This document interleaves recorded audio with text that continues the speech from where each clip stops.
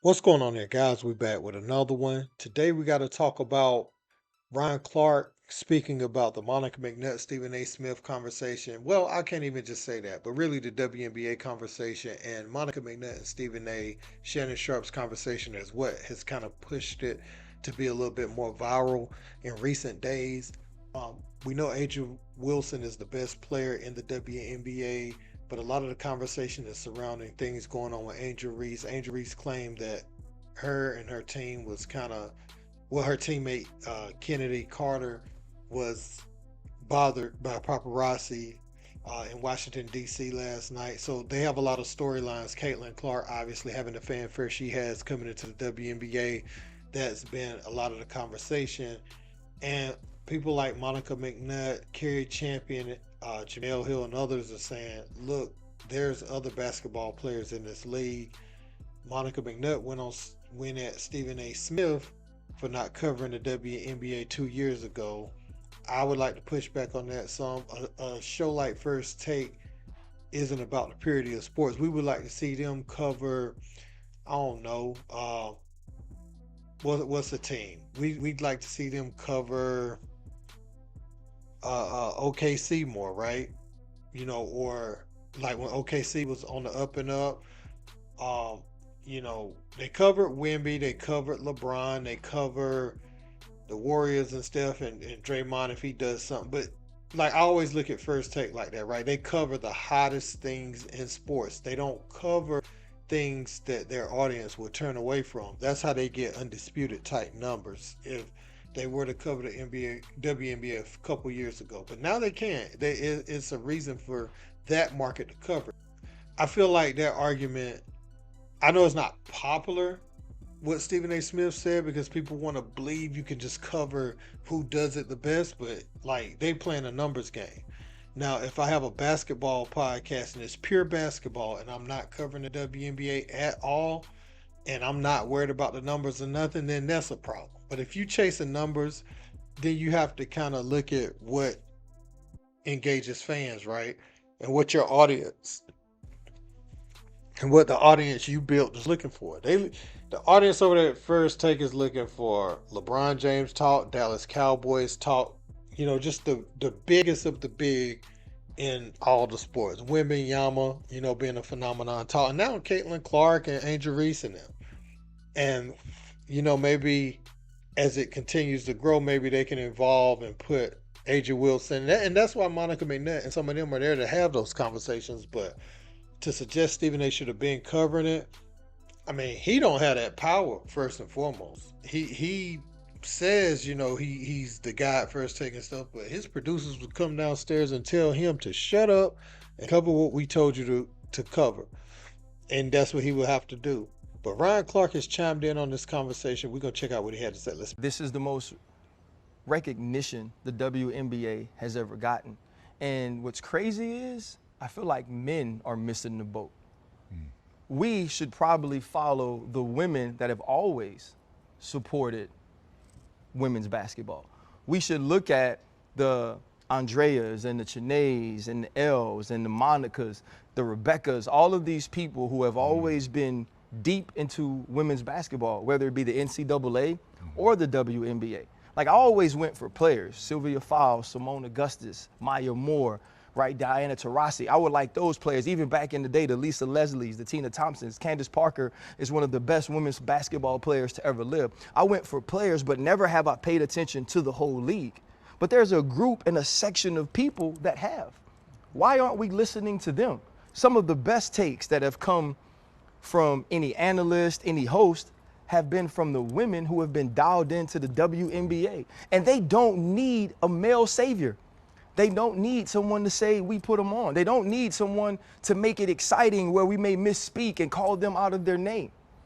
Let's look at this game and stop being the divisive part of who is criticizing and analyzing the WNBA. Because what we're missing is that coming into this year, I knew Asia Wilson was the best female hooper in the world. Right. She averaging 26 and 13. But nobody's talking about that. DeWanna Bonner and Alyssa Thomas, who are actually engaged, they're undefeated with the Connecticut Sun, but nobody's talking about that. Cameron Brink, who I have so much respect for, just came out in an article and said, for being a white, feminine female, we have a leg up. They're the minority in the sport. They've been supported in the sport. People like to look at them. People flock to them, right? It's like, how are you going to get men drawn in? Give them an attractive woman, right? Women are going to flock with them because the women who aren't part of the LGBTQ plus community can say we can relate to them. But she says, I'm trying to get everybody accepted. That's what it's about. That's what the women are about. And I think it's more on the men's side we're being divisive. And so for me, it's about how do we watch this game, analyze this game to continue to elevate this game. The hardest part is this rookie class is the most popular rookie class that they've ever had. But like Gilbert Arenas said, they're going to struggle. 2 months ago, 3 months ago, all these kids were in college. They ain't get no off season. They ain't got no training camp. They had to go right in and play ball against grown adult women, like you said. And so for me, I'm excited that the W is getting the sort of coverage that it is. I just hope that we can move in the way of covering the game and stop being so divisive about who's important and who's not. Now, I'm seeing a certain demographic in Ryan Clark's comment section saying, oh, he's right, this is the best take. And I'm seeing another group of people saying, Ryan, you know, you're simping. You're just trying to appease the women with this commentary. You're not saying the real, you're just saying what you think they want to hear. And so, I mean, I don't know which it is. On one hand, women feel like they're getting the recognition they finally have fought hard for, and that they aren't being covered in a way that's representative in a positive way of the entire league. It's almost like, you know, everybody's out to get Caitlin Clark because she has deals and everybody's jealous. And that's what it seems like one sector of fans is saying. And the other group of fans saying, well, Caitlin Clark is bringing the attention to the WNBA pretty much single-handedly. So, you know, give her some appreciation. I think there's no clear-cut, dry thing that's going on, right? Caitlin Clark chirps on the court. It gets physical out there. She gets, you know, veteran bumps, unnecessary contact. We've always seen that in basketball. Think about Rodman and Karl Malone running up and down the court, tripping each other and stuff like that. That's not a basketball play. And someone could get hurt falling like that, you know what I'm saying, unexpectedly. You think about Ron Artest's elbow to the temple of James Harden. You know, non-basketball plays, right? So that's been a part of the game. Caitlin Clark is the reason that the charter flights are there. I mean, you gotta be honest about some stuff too. You gotta push back on some of this stuff they trying to do on these shows, man. They can't just be right about everything because they've covered it the longest. I mean, some things is obvious. It's just the pushback because Caitlin is white, it seems like to me sometimes. And you know, as far as it's like support Angel Reese, hate Caitlin Clark, or support everybody but Caitlin Clark from like the Jamel Hills and them. Um and on the Caitlin Clark side, it's like she deserves all the credit. You know, people saying she deserves all the credit. Well, no, these ladies before her had a platform in place for her to come and really help elevate the game. So yeah, it's important that she's elevating it, but it's also important that there was a platform. Because you look back, Cheryl Miller, nobody is that good. Aja Wilson, none of them are as good as Cheryl Miller was back then. And there was no platform for Cheryl Miller to come to elevate the game at that time. So everybody's playing a part. I just know that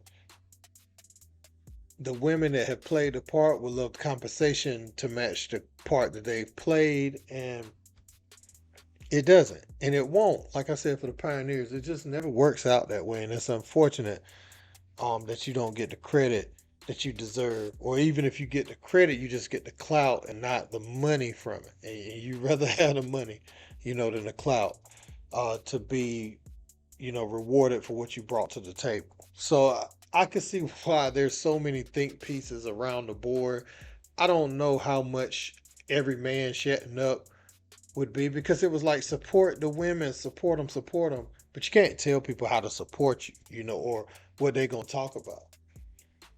You just can't. Like, I know how they might feel and they might be saying, yeah, you should do it this way, but there's no way to police that. People's gonna have their own opinions. Now if somebody say something too crazy, yeah, get them. But if a take like Stephen A. having that people are jealous of Caitlin Clark, I mean that's I mean just let Stephen A. can't really talk about what's going on the floor as much, so he's having a conversation on first take. Is important that Monica and them insert themselves in the conversation in a way where they're talking about the game because they're more knowledgeable about the game of basketball. Chiney Ogwumike does a great job covering both sports, the men and the women, so kudos to her. And I'm not a Stephen A. or Shannon Sharp apologist, you know what I'm saying? So I'm not just coming to their defense, but I just don't like the way she did what she did, especially saying they weren't talking about it 2 years ago. It wasn't like you need to talk to your network about that. If they had it set up for them to talk about it, they would talk about it. Period. I know Stephen A. say he chooses the topics on his show, but he can't choose that topic. I guarantee you they would tell him when them numbers plummeted that he's in danger of that show going off air if he continued to do that. So, they playing a numbers game over there, man. And you have a job based off of the groundwork that's been laid of what Stephen A's been talking about. Yeah, them Cowboys topics are tired. I personally turn away from it, but you need to know that is why you sit in that seat. That groundwork that was laid, all these things have factored in to you being able to work there. Period. So I don't know, man. Let me know what you guys think in the comments. Don't forget to like, share, and subscribe. Till next time. Skip tweeted something, and although I disagree with the tweet, and hopefully Skip would take it down. I'm not going to take it